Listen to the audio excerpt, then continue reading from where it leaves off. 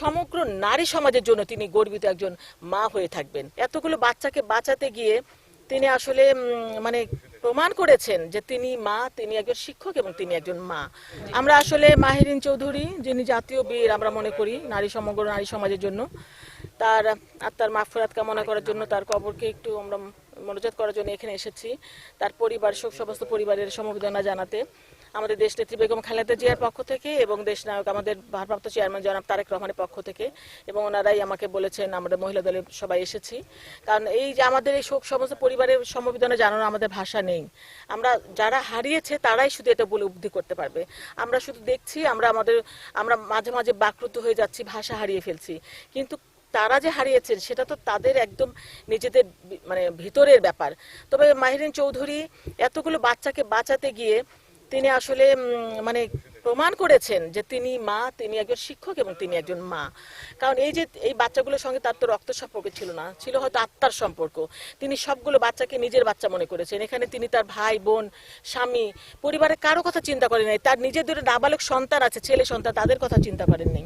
এটা তো আসলে একদম আমি মনে করি একটা যে এই শিক্ষকতার যে মহান পেশা, এই পেশাকে একটা মানে মহানুভবতার জায়গায় পৌঁছে দিয়েছেন তিনি, যে শিক্ষকরা কি করতে পারে এবং সমগ্র নারী সমাজের জন্য তিনি গর্বিত একজন মা হয়ে থাকবেন, আমরা যেটা মহিলা দল মনে করি। আর আপনি যেটা বললেন যে আত্মীয়তার পরিচয়, দেখেন আল্লাহর সম্মান দেওয়ার মালিক মহান আল্লাহ তাআলা। আসলে এই মাহিরিন চৌধুরী যদি বলতেন অনেক আগেই যে আমি শহীদ রাষ্ট্রপতি জিয়াউর রহমানের ভাতিজি, তাহলে তার এই স্বৈরাচারী হাসিনার সময় তাকে অনেক অপদস্থ হতে হতো, অসম্মানিত হতে হতো, চাকরিও হয়তো থাকতো না। তারপরেও, না জানার পরেও তাকে কিন্তু অনেক হেনস্থার শিকার হতে হয়েছে।